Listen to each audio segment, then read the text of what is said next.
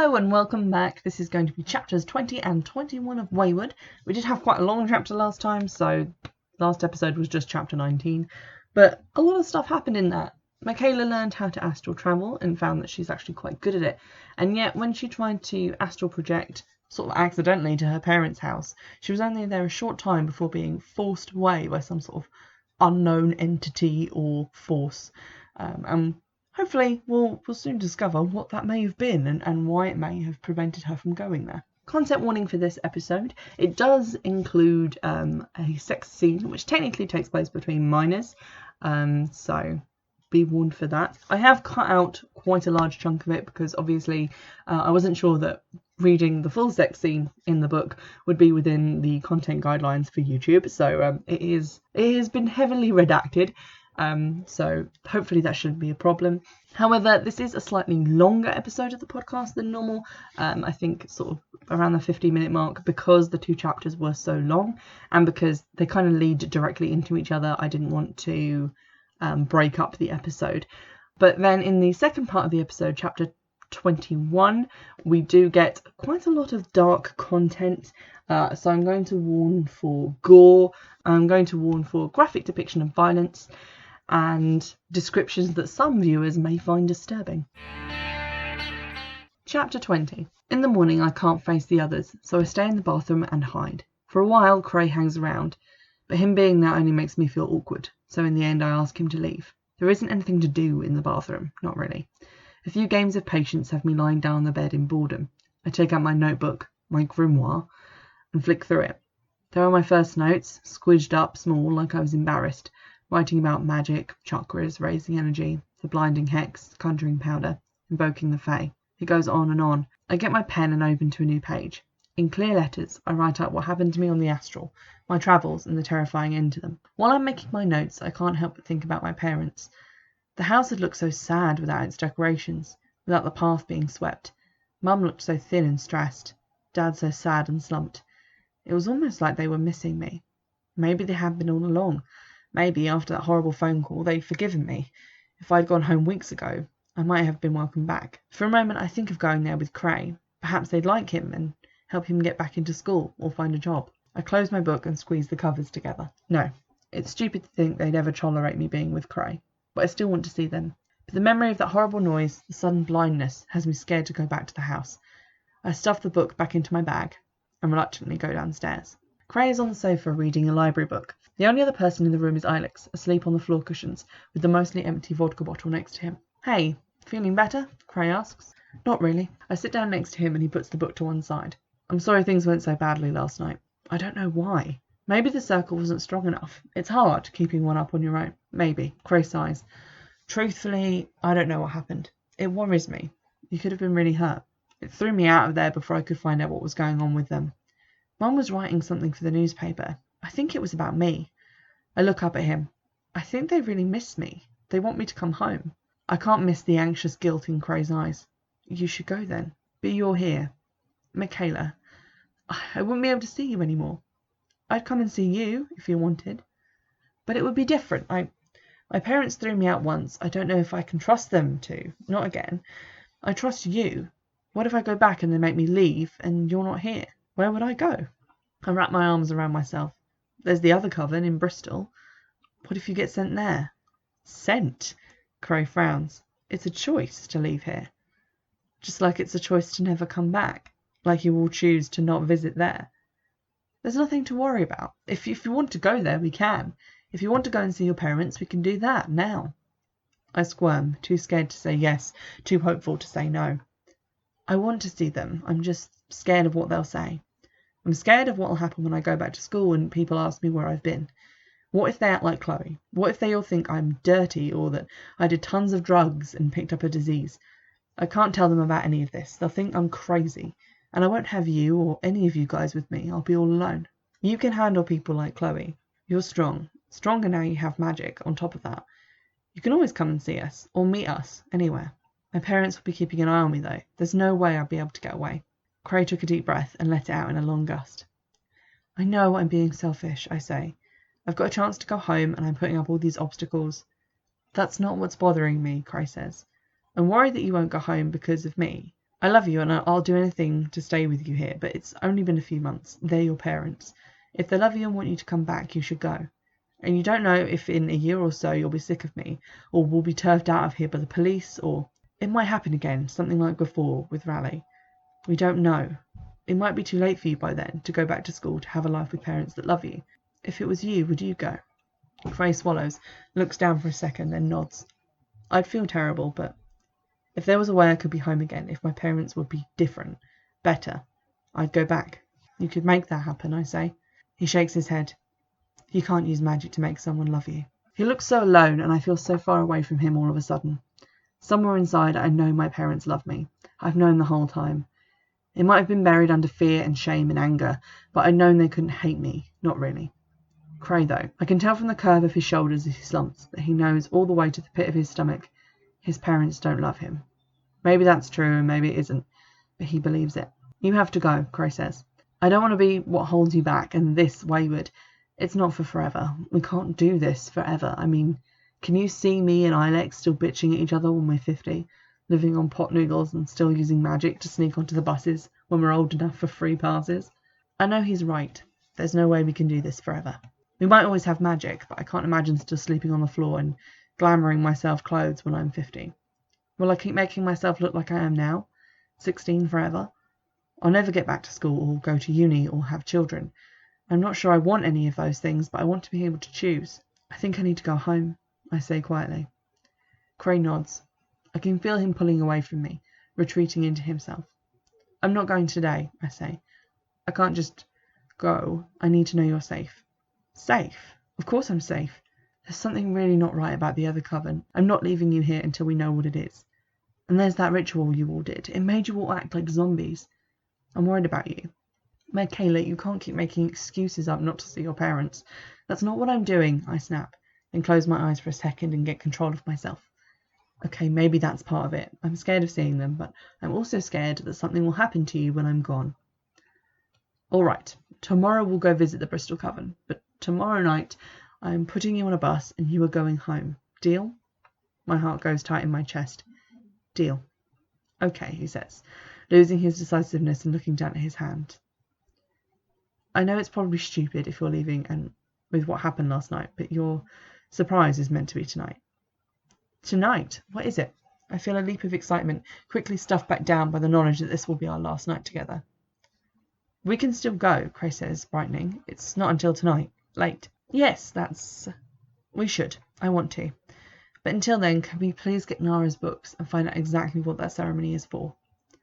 If it'll make you feel better, yes. But I'm telling you, Sophia designed the whole thing to protect the coven. I don't contradict him, but I want those books, and I need to know exactly what the ritual does. I can't leave Cray at Waywood if he might be in danger. In the kitchen, I boil water on Campion's stove. She'd found a new canister somewhere, dusty as hell and slightly rusty, and make cups of instant coffee. Cray carries Nara's books on witchcraft out of their corner, along with several classical language dictionaries. You look up whatever you remember of the ritual words. You've heard it more than me, I say, as we sit down by the glowing statue, basking in the dry heat. I saw something about body parts, hair and stuff, in one of these books. I get to work hunting down the paragraph that I know I flipped past yesterday. Cray looks through the dictionaries with perhaps less enthusiasm. I know he doesn't feel the way I do about the ritual. He trusts Sophia completely. I only wish that I could. But the force that threw me back from my parents has me scared. There's so much I don't know about the magic the coven uses. Glamours and healing potions are one thing, but the ritual felt like something else, something deeper and much older. I find the lines after searching through a few thick books. My eyes are tired and my frustration is getting better of me when I stop short, reading the key phrases again, aloud, for Cray's benefit. Blood, hair, or any part of the body can be used to great effect in magical workings. They represent personal power, the self, and the life force of the witch. For this reason, these resources are to be guarded and used wisely. As well as being used by the witch, these magical ingredients can be used against him or her, often to bind them to the will of another, or to make them the target of a particular spell. That doesn't mean anything, Cray says. There are a lot of reasons to use those things. It as good as says so. It could represent our personal power going into the protection spell. But listen to this part.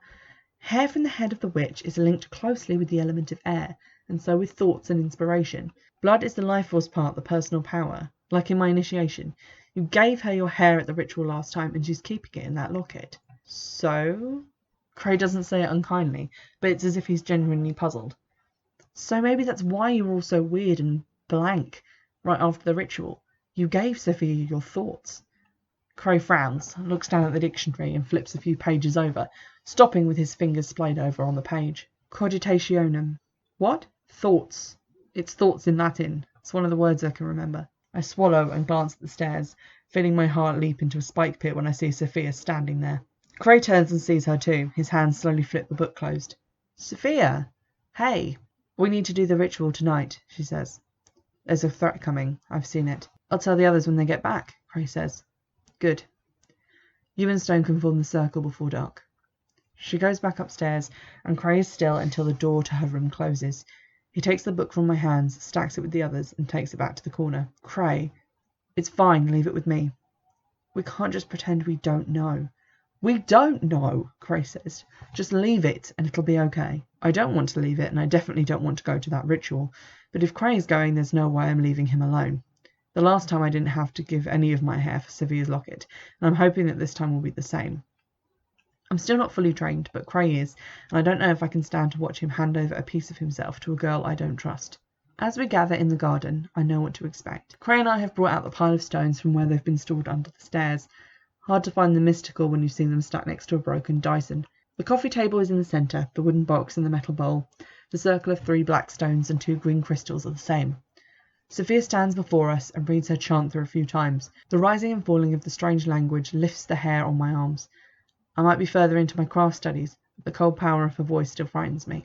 It's grown colder over the past month, but still the chill that enters the circle is obvious. My breath streams out in a cloud, but once more everyone else seems unaffected.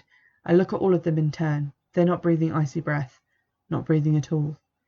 Something white on Nara's headscarf catches my eye. Frost. Crystals of frost forming on the folds in the fabric. I look at Campion and see white frost creeping over her collar.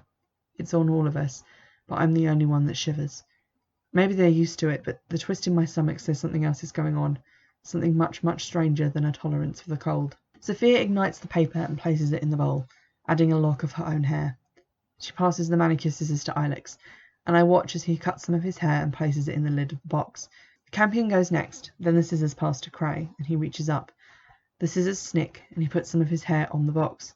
Well, it looks like his hair. I think I'm the only one who saw him take a tuft of something dark from where it had been tucked into the collar of his shirt. I can hardly keep my eyes off of him for the rest of the ritual. He remains focused on Sophia, on the centre of the circle. I watch her empty last month's hair into the fire, winding up the new coils into the locket. My heart is in my throat. Surely she will notice the ritual isn't complete. But she keeps chanting. The weight of cold power presses down in a final spiteful punch to my lungs, and then it is gone. Sophia closes the circle and we walk away from the stones towards the house. Sophia goes upstairs, and just as it did last time, dead silence reigns in the living room. Everyone looks grey and drawn. There are blackberry dart bags under Campion's eyes, and Ilex could almost be a corpse. I jump as Cray's hand touches mine. Looking at him, I see that what he has done, putting some kind of fake hair forward for the ritual, has scared him. His eyes are afraid, begging for me to say nothing about it. Whatever he's done, he doesn't trust the others, only me. Does that mean I can't trust them either? What happened to them since we stepped into the circle? Was I right? Is Sophia controlling them somehow, stealing their thoughts? Cray squeezes my hand, then gives me a gentle shove towards the sofa, and disappears up the stairs. The message is clear. We can't talk now. I leave Cray alone for as long as I can stand it. The others have all gone upstairs to their own rooms, pale and silent. I have to know what's going on. When I get upstairs and into the bathroom, I see how tense he is. Tapping a finger to his lips, he takes a crystal from a box on the shelf by the sink. Come on, or we'll be late, he says, offering his hand and pulling me off the bed. What? You're surprised, remember? But Cray doesn't let me argue. He pulls me along, out of the bedroom and down into the front room. We climb out the window and I go along with him down the grassy slope and through the tiny village where everyone seems to be asleep. We hurry up the darkened drive like curious mice, jogging towards the cool white lights of the university campus. All the time my mind is working over the ritual, Cray's deception, wondering if even now Sophia is holding her locket and realizing that she's been tricked. I crackle with excitement and fear. Cray leads me along the road, past deserted buildings filled with empty, lit-up classrooms, and toward the furthest building out, the Union, from which I can already hear a bassline thumping. What is it? The Yule Ball, the end-of-year party. It's so weird to be standing with him in the dark, on the icy pavement, talking about a party. Not 1 hour ago we were in a circle, surrounded by icy ancient power. Now there's Kesha, and the sounds of whooping from just behind the last building. Just trust me, Cray mutters as we approach the building. There's a girl at a table in front of the door, checking student IDs and taking money. I pull invisibility around myself like a wet sheet. I feel Cray do the same beside me. The girl doesn't look up as we pass her, entering the building and hitting a wall of sound as the music pulses. The lights in the tiny entryway are bright fluorescence, but beyond the glass doors there's darkness, interrupted by pinpricks of light cast from a revolving lamp on the dance floor. I think you look fine, but you might want to go for something a bit more dressy. I focus and draw up some energy. The glamour feels like a tight lycra catsuit being dragged up from my feet, bunching on my thighs and tummy. My baggy hoodie is still there somewhere, but it's been ironed out, pushed around into a short black dress. My leggings have thinned down into silky tights, and my high tops have been sculpted into bright pink heels. I've done a total airbrush job on my face, and my hair is longer and silkier than I could ever hope for naturally. Impressive, Cray says with a grin. He's done some glamouring himself. A rock t-shirt, white blazer, black skinny jeans, and a pink streak in his hair to match my own. Still not quite in your league, I mumble, blushing as we go through the glass doors and towards the dance floor. Cray smiles. Dance with me. Cray, what are we doing here? Joining the party. We turn together under the swirling, snowy dusting of light, with the music pulsing and the chatter from the dancing students surrounding us. The last party I'd been to was Chloe's 16th, where I'd had 3 Bacardi breezes and ended up sitting alone on the stairs, while Chloe got groped by Andrew Fletcher in her bedroom, and Tasha got off with Errol Thompson and his sister Cleo in the living room. I spent a lot of time alone at parties. Now I'm in the centre of it all. This is the coolest party I've ever been to, and I can't enjoy any of it, with the fear of Sophia hanging over my head. I take Cray's hand, and the fast, angry music cuts out, replaced by Maroon 5 playing quietly. Cray pulls me close, and I rest my head under his chin. We turn slowly, dancing in the middle of a bunch of confused students. The starry spotlight somehow finds us, shining through a bunch of mistletoe suspended over the crowd on a ribbon. I smile against Cray's collarbone and feel him swallow as I squeeze my arms around him. This is really nice, I whisper. Cray kisses me on the forehead. I think so too. It's the best night of my life, which I think he already knows. Maybe it's even a great night for him too. He's here with me, the girl with 2 hot friends, Michaela in the middle. Cray, we'll talk about it later, he says softly, right against my ear so no one can hear but me. I remember that Sophia is the astral projecting pro in the coven, that she could be here right now, a ghost walking through the dancing couples. A chill goes down my spine. I try to do as Cray asks, pushing Sophia and the ritual out of my mind, and focusing on the music, the feel of Cray's heartbeat so close to me. I'm in love, and for tonight I am beautiful. This is everything I have ever wanted, so I try to be happy as we dance. The music plays on, and we never let go of each other, even as it grows late, and other people start to stagger away, back to their tiny dorm rooms that probably still reek of hairspray and aftershave. The temporary glamour, man-made and incomplete, is fading, hair coming uncurled or frizzing out, stains on their shirts, their feet blistered in new shoes. Cray and I turn slowly under the mistletoe, noses almost touching. It's only when the music stops and the lights go out that I realise the party is over. We are 2 invisible witches hiding from our coven leader, and all of my fears come back. Cray takes a step back from me and fishes a small piece of quartz crystal out of his pocket. He traces a rune on it with his finger. I feel the circle snap into place around us, though it feels different to a normal circle. My circles, and the ones we cast for rituals, usually feel warm and appear golden in my mind. This one is a low bluish purple, and it crackles with white energy. It feels heavier and thicker around us. It's a special circle I cast, for us to use if we wanted to, without Ilex or someone else spying. Cray is ducking his head, and were we in the light, I knew I'd be able to see him blush. I put it in this crystal, ready to use, just in case. She won't be able to hear us. Or see us, if I've done it right. The original circle was drawn out and traced with herbs for concealment and secrecy. From the outside, it should look like a mirror, reflecting everything back on anyone trying to sneak in. So you think there's a good reason to hide this from her? Cray sighs. I don't know, just if what you read is true, and what I heard tonight is right. Here, look. He reaches into his blazer and pulls out a library ticket, on which is hastily scrawled words and one-word definitions. These are all words in Latin, Greek, Sanskrit, maybe some more languages that we don't have the books for. This one, elenchus, means control. I showed you the Latin for thoughts, and that could be coincidental, just part of the languages she's put together. But this one, he points to a word on the page, which frankly looks like gibberish. That's ancient Greek. I only know it because I've seen it written down, back when I did classics and all this shit at school. It means servitude, absolute servitude, like slavery. My stomach is in knots and Cray's face is tense in the shadows.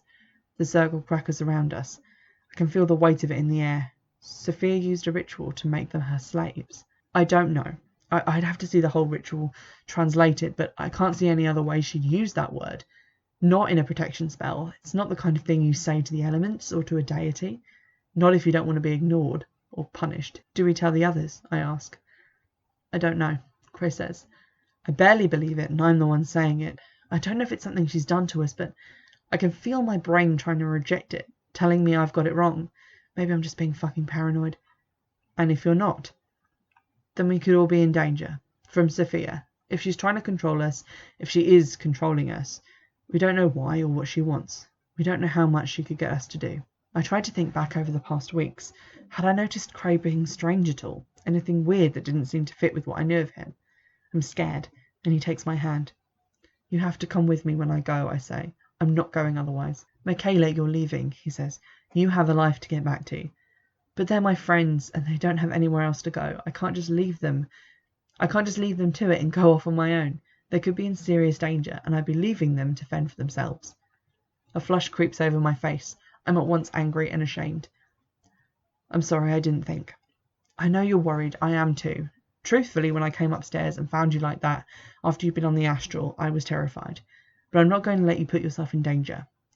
They were my friends first, and I brought you into this. That makes it my fault, my mistake to fix. No. I blink, unable to believe that the word came out of my mouth, but it had, and it does again. No, I'm not going to leave. Michaela? No, I understand. They're your friends, and you have to stay and help them. But I care about them too, and I care about you. My life, my parents. It's important, and I know how much it means to you, me going back. But this is part of my life too. You got me into this, but you're not getting me out. We are getting everyone out. All of us. I can see Cray thinking it through, turning it over and trying to find a way to fight me on it. But he can't win, and he knows it. For the first time in my life, I've put my foot down. I'm not going to be pushed around, pushed out, because someone thinks they know what's good for me, or because it's what they want. I'm not going to run away. Whatever it is, whatever she's hiding, it's at the other coven, I say, when Cray stays silent. You all know where it is, but you never go there. She must be controlling you to keep you away. If no one comes back, it must be dangerous, and we don't know what she'll do to us if we find out what's going on there, Cray says. We'll have to be on our guard, but yeah, I guess it'll be dangerous. I don't like the idea of you going there, Cray says. You don't have to like it, but I'm going with you. Cray nods, clearly not happy, but knowing he can't stop me. Cray. He looks up at me. I take his hand awkwardly. Before we go, can we... I mean, that's what this night is about, right? Making it special. He blinks, eyes widening. We don't have to. It was just an idea I had, and things are different now with the coven and tomorrow. I know, that's why I want to. I hold his hand surely now. I know exactly what I want. Besides, not everything's different. We're still here. I still feel the same way about you. I do too. He clasps my hand and swallows. Michaela. So, where were we going to go? I ask, body humming with excitement and nerves. Cray flushes and leads me out of the darkened Union, out across the car park, where frost is forming on the wet tarmac. The circle stays around us, shielding us.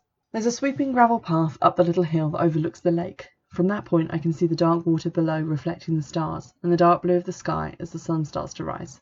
Cray takes off his jacket and in one wave transforms it into a thick black blanket, laying out on the grass. He puts the crystal on the blanket, and when we sit down, I can feel warmth filling the circle that's still humming around us. Same glamour as the statue, just a bit weaker, he says, reaching out and touching my face. You look so beautiful. Glamour as always, I say. Without the glamour, Michaela. I kiss him, my face burning at the compliment. We press our bodies together, lying out on the blanket in the warmth of the circle. I touch him all over, stroking his back in the way I've learned he likes, kissing his neck and the soft place where it meets his shoulder. Bit by bit we take off each other's clothes and put our hands on each other. I've never seen anything as perfect as his body in the starlight, and when he kisses his way down my body, hands warming my belly, I feel my heart clench and my skin flush. I still can't believe he wants me, that he loves me. Afterwards, wrapped in his arms, I listen to the birds slowly waking up in the bare trees by the lake. It's stupid, but I feel older, grown up. Not because Cray and I have done it, but because I've made my choice. Today isn't the day I run back to my parents. It's the day I'll fight for my friends, for myself. It's the first day that I've started out knowing who I am. Chapter 21. We don't go back to Waywood. Instead, we glamour our clothes back to normal jeans and hoodies and catch the bus into town. I don't let go of Cray's hand, even when we get off the bus and have to wait in the finger-shredding cold for another one. It takes us 2 hours to reach Bristol, and when we leave the station, Cray leads the way through the town centre. There are lights blinking and Christmas songs blaring from every shop. The streets overcrowded with people struggling along, carrying huge brown Primark bags. Cray takes me over a complicated crossing of busy roads and up an uneven street to a grassy square with big Georgian houses around it. It'd be like a tiny piece of Bath, if it wasn't for the off-and-on blare of sirens in the distance. Why did Sophia even tell you where this place was? I ask, walking beside him across the square. When we got our first new member after Nara, Finch, I think, Sophia decided we needed a second location, spread the coven's influence. She had us move some things over here, candles, some books we were done with. I brought them over here. We've stopped in front of the last house at the end of the left-hand row. Beside it is a warehouse with a corrugated roof. Huge white letters have been painted on one side. I don't give a damn, I don't give a fuck.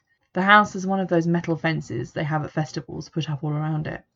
Behind that is another lot of metal fences, laid over the steps down to the house's basement.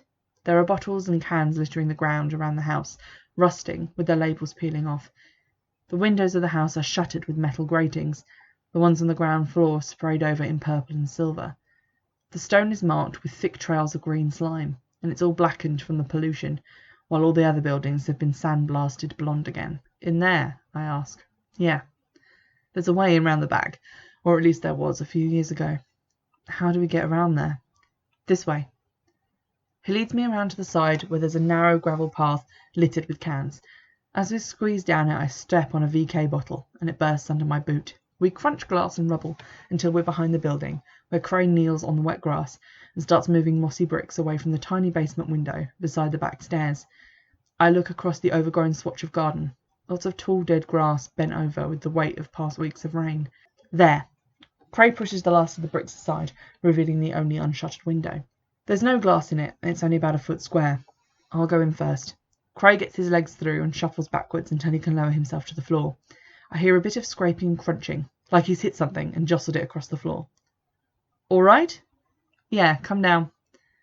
I get down on the wet ground and shuffle back towards the window, worried that Cray will see the light being blocked out by my bum. I hit the floor and stumble, kicking a big chunk of wood across the floor.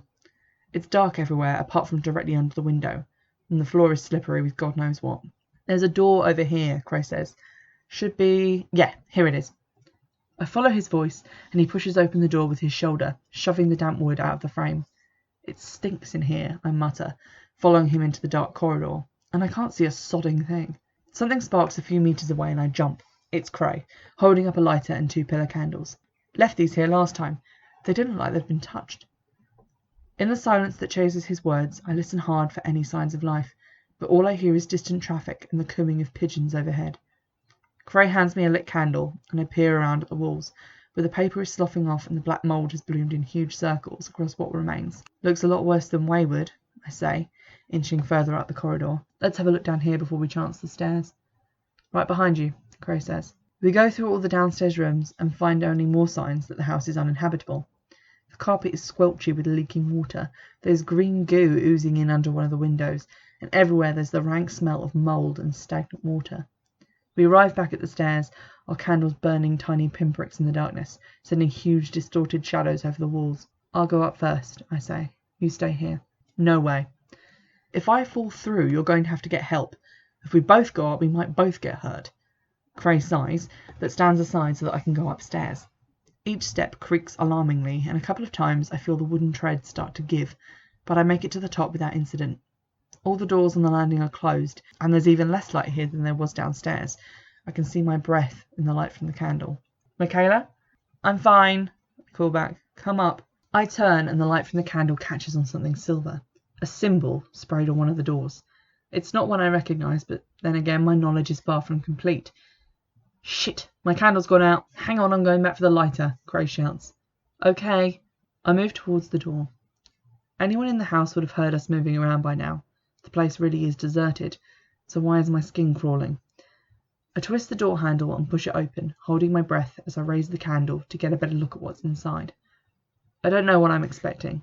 A circle set up with ritual ingredients, a secret grimoire, perhaps even the belongings of all those missing witches. I'm not expecting the huddled shapes of 5 bodies to be lying in a row on the floor. I'm not expecting one of them to be Cray. A scream rips its way out of me and into the cold, rank air. I cover my mouth with my hand, choking off the noise as I take an involuntary step towards the bodies on the floor, towards Cray's body. It's really him. There are his clothes, the same ones he was wearing when we met, his hands in their dark green mittens, his straight black hair, I bring the candle closer to his face and grip my mouth tighter with my palm. His eyes.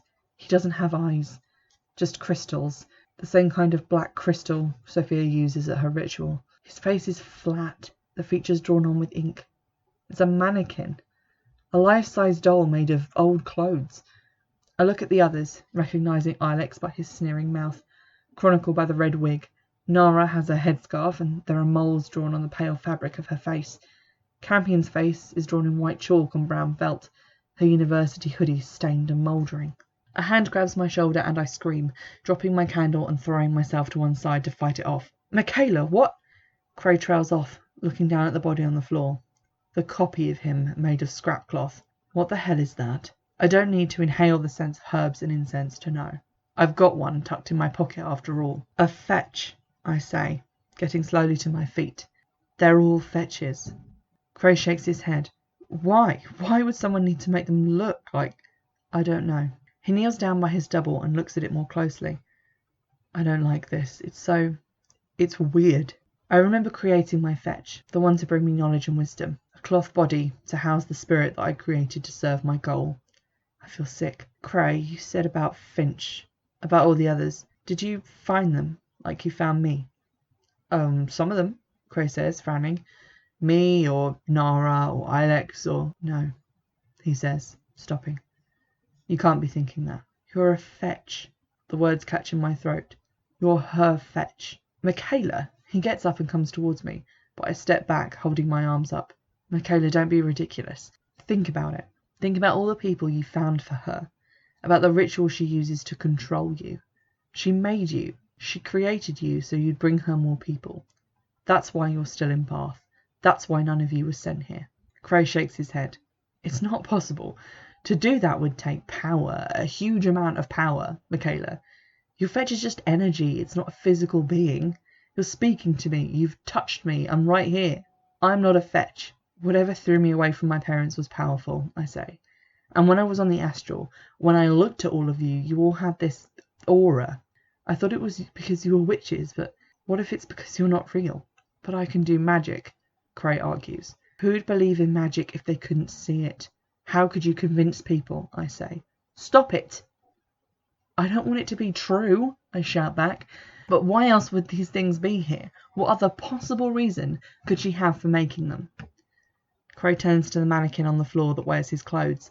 He kneels down, takes the lighter out of his pocket, and holds it to the mitten on its hand. Cray! I need to see, he says, striking the light and holding the flame to the wall. I hold my breath, wishing like anything that nothing will happen. Cray shouts and drops the lighter, cradling his hand, the hand that hadn't been holding the lighter. He holds his fingers up. They're burnt, red and raw. Oh my God. He stares at his own hand in horror. I'm not real, am I? Cray. He looks at me and all I want to do is put my arms around him, but I can't force myself to move. He's not real. I love him. I've trusted in him more than I have in anyone. I've given him my virginity, and he's a fetch. Sophia's puppet. Michaela, I'm so sorry. You didn't know. How the hell could you have known? I look at the other 4 bodies. None of you know. She did this. Cray stands up. She made us. We have to stop her. Whatever she's using us for, it has to stop today. But what if... I can't finish the sentence, but Cray already knows what happens to a fetch when it's no longer needed. It's that, or keep helping her to trap people. If they're not here, if there is no other coven, she must have done something with them. My stomach revolts, bile climbing my throat. We haven't found any bodies, yet. But there are more rooms we haven't been inside of. My mind is reeling. I can hardly look at Cray. Every time I do, it feels like the bottom is falling out of everything. He looks so real. If I hadn't seen his fingers blistering with my own eyes, I'd never believe he was the result of a spell. You should check the other rooms, he says, as if reading my mind. We don't know what else she's hiding. What are you going to do? I just need to stay here for a second and process this. Truthfully, the only thing I want is to get out of the room and away from the fetches. I nod and skirt the bodies on the floor, heading back out onto the landing. All the shock and fear has cushioned my mind. It feels like I'm seeing everything from really far away. Maybe that's what it's supposed to feel like when you find out your boyfriend is an enchantment come to life. I try doors blindly. The first two are swollen shut with damp, but the last opens easily, into a smaller room with a cupboard, like a medicine cabinet mounted on the wall. Aside from that, the room is empty, but there's a feeling in the air, a kind of charge, like there's just been a massive row. I go to the cupboard and reach for the little handle. My fingers prickle with energy. It makes the hair on my arms stand on end. There's a book inside the cupboard, and it falls out as I open the door. A plain, dark blue exercise book, which was not what I was expecting. On a shelf in the cabinet, there's a glass jar. It's just a normal large jam jar, but the sight of it makes me feel sick. It's full of blood. The sudden awareness that I'm looking at something that I was never meant to see makes my neck prickle with unease. I pick up the book and open it to the first page. On it is a list of words.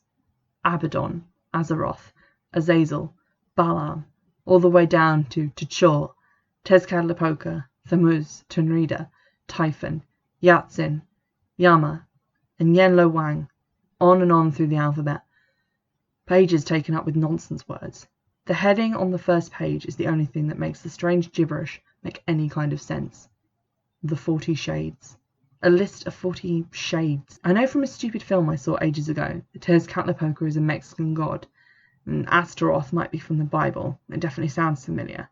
I turn more pages. There are spells written down, but they aren't vague conjurations like the glamours and charms that the others have taught me. One of them is titled, To Call on the Dead, another, To Raise a Black Shuck Dog. I stop on one particular spell, To Speak with the Voice of Another. My heart punches the inside of my chest as I read. The spell requires a small object be placed near the person you are attempting to deceive, while the witch speaks into another. Almost identical objects. 2 stones, a pair of bird skulls, 2 acorns. I remember the acorn that fell from the coin return slot of the payphone I used to call my mum. Had Sophia used the spell on me? Why? To make me think that I was speaking to my mum when I wasn't. To convince me that I wasn't welcome home. Feeling cold, I turn another page. There's a list of numbers with words next to them. 1. Finch. 2. Gossamer. 3. Blaze. Finch. The name of the first witch to come to the Bristol Coven. I look down the list, reading the random words that must be the names of other witches, until I reach the bottom. 39. White Heart. 40. Stone. My name. My craft name. The last one on the list. I look at it for a long time and wonder what the hell it means. 40 names, 40 shades. There are more pages, and I scan them with growing fear. The 40 shades are mentioned again. The 40 grant their power in exchange for the sacrifices, 1 for each. The power they have left behind can be summoned, bound with the power of the witches, and granted to the caster. 40 sacrifices. I look at my name, the last name on that list. I look again at the jar of blood. This is what Cray and the others were created for. That blood, I'm willing to bet, has been collected from every sacrifice. Their personal power, their life force. I drop the book and tumble away from the altar, intent on running downstairs and out into the open, all the way home to my parents, away from shades and Cray and witchcraft, away from all of it. I slam into Sophia instead, or at least into the wall of energy that surrounds Sophia. There's a sound like a hive of angry bees in my ears, a sound that's sickeningly familiar. I hit the floor and the breath is knocked out of me, leaving me gasping, clutching at my chest, which feels bruised and hollowed out. Sophia comes over to look down at me. I never thought you'd be the one to work it out, she says. Smarter witches have been through here, and not one of them ever guessed. I suck in air and try to get to my feet, but I'm pinned to the ground by her energy. She smiles thinly and drops something onto the floor next to me. I flinch and close my eyes for a second before I dare look. It's a ball of fabric, spewing sawdust. There's a piece of black crystal winking at me in the tiny bit of light let in by the cracks in the window grill. I recoil. Cray. They get so troublesome if you keep them around long enough, Sophia says. You can't trust a fetch that starts trying to keep things for itself. Don't worry, he didn't feel a thing. Let me go, I say, my voice cracking, tears blinding me. I can't, Sophia says, taking a knife, the same knife from my initiation ceremony. from within her velvet drapery. I need you. You saw the book. You know I need 40 witches to make this work. She tests the blade's sharpness with her thumb. I did try it with ordinary runaways, but it wasn't enough. The 40 need powerful blood. Witch's blood. Do you know how long it's taken me to find and initiate people with even the smallest talent for the craft? I thought I'd be stuck in that awful house for years. She's officially crazy. Not the harmless witchy crazy that I'd seen in everyone when I'd arrived, but the scary murderous kind of crazy that makes your skin crawl. She's going to kill me and sacrifice my blood to a horde of shades. She killed Cray and she's not even sorry. I can tell just from looking at her that she doesn't feel anything. Why would you do this? All this for a spirit that doesn't even want sacrifices. Campion says there are no good and evil gods or goddesses, just energy and good or bad witches, Sophia says, rolling her eyes. In New Age hippie terms, yes, that's true. But further than that, all those devils and demons and monsters were based on actual beings that came from the astral into our world. Darker things than man-made gods. She kneels beside me and leans very close to me, with her face only an inch from mine. I can see beneath the layer of makeup plastered onto her skin. Her face is old somehow, like badly preserved leather or rawhide. She smells like copper and burning hair. Where do you think I came from? She whispers. Where do you think the magic came from? I mean, if it was that easy, don't you think everyone would be doing it? No. There has to be a spark to get the fire going, and all those gods and demons and sprites, all those stories of human men and women cavorting with powerful beings, bearing half-blood children that married mortals and had quarter immortals, and on and on. You might be 99% boring, useless human, but there's a tiny bit of something inside you, Stone. My body shudders. There's something not right about her. Aside from the murderous rant she's spewing, there's something inhuman about her eyes. Sophia, it shakes her head slowly from side to side. Sophia hasn't been around for quite a while, I'm afraid. She sits up and taps the knife against my chest, making me jump. Where would I be without bored, stupid teenagers messing around on the astral? No. Sophia's parents ignored her, and she decided to experiment with some magic to get their attention. Just like all those before her who helped my family cross over. She didn't know what she was doing. I should scream. I should try and remember a spell, anything to get away from this thing that's in front of me. But I know it's useless. She would stop me, kill me, and Cray's dead. Still, there's a tiny part of me that wants to know. What's the part of me that she wants? Is she telling the truth, that I'm a distant descendant of a creature like her, a god from another plane? The 40, the others like me that have come to this place, thanks to the unwary and the foolish. Satan, Kolsu, Diavitz, Ravan. They all came before me. In some parts of the world they ruled. They were feared and worshipped, before they were tricked or forced back or trapped, leaving illegitimate spawn behind. And you're going to bring them back. I can't believe I'm talking to a shade, some kind of god. My only hope is to keep it talking, maybe distract it. Even though Cray's gone, even though there is no hope, I know I still have to fight. I have to try. Sophia's mouth pulls into an ugly sneer. They were stupid, foolish, and they paid the price. No, I'm not bringing them back. I have the life forces of 40 of my own witches, enough power to last 40 human lifetimes. Lifetimes of being worshipped, growing stronger. My brothers and sisters will rot on our plane, and I will rule this one with the power of their descendants. She clasps her hand around my neck, cutting off my air and placing the knife against my pulse. Story time's over, Stone. My eyes prickle with panicked tears. I've forgotten everything I've learned about magic, about defending myself. I just ball up all the energy in my body into one big bright red punch and launch it at Sophia. She staggers backwards, and as she does so, the knife skitters away. I've just scrambled to my feet when Sophia dives at me. We crash to the floor and she knocks my head against the board once, twice, my vision swimming. I'm surprised that she isn't stronger, but then again, whatever's possessing her is using her muscles, her body, to attack me. Her grasping hand finds my throat again. She raises her other hand to catch the knife as it flies back to her. The blade comes swinging down towards my heart. I act on instinct, grabbing her hand and turning the knife away from me, towards her. There's a horrible, thick, wet feeling that goes up my arm. Blood, hot and wet on my hand. Then she falls off of me onto the floor. I let go of the knife, which goes with her, stuck straight into her stomach. Sophia gurgles. Blood falls from her mouth onto the dusty floor. I scramble up and look down at her helplessly. What the fuck have I done? There's blood all over my hands, dripping from my fingers. It's flooding out onto the floor, faster than I would have thought possible. I take a shaky step away from the body. Sophia's eyes open and she lunges for my foot, grabbing me and sending me sprawling, screaming, into the pool of blood. Bitch! She spits blood, her eyes lifeless, her face moving like a puppet's.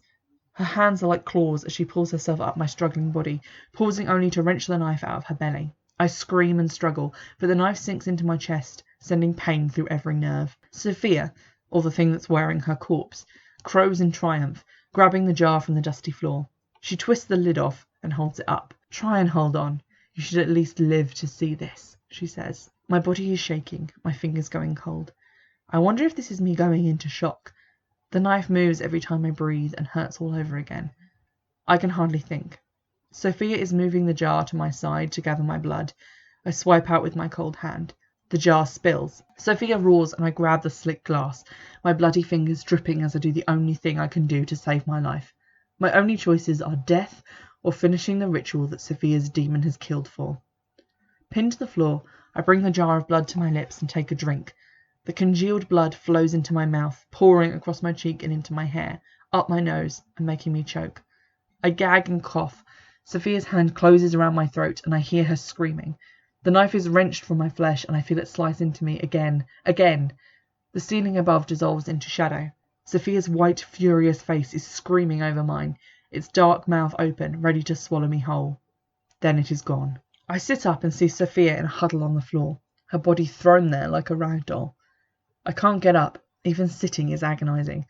Sophia, blood smeared over her face, gapes at me. No, she says faintly, and I swear I can see another set of jaws behind her teeth, another mouth in the darkness, open in dismay.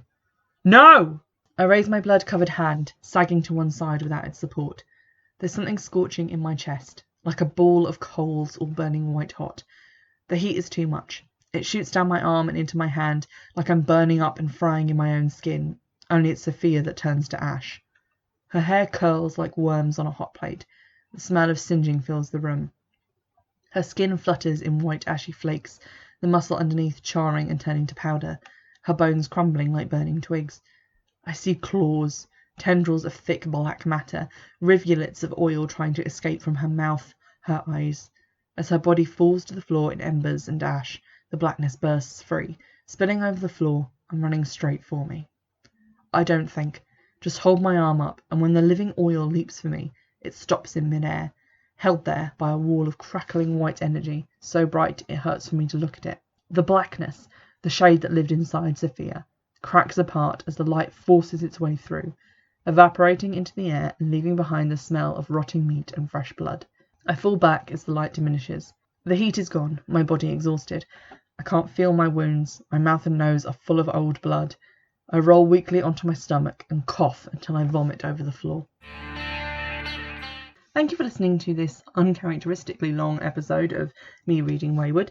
Apparently, as I drew towards the end of this book, my chapters just became very lengthy.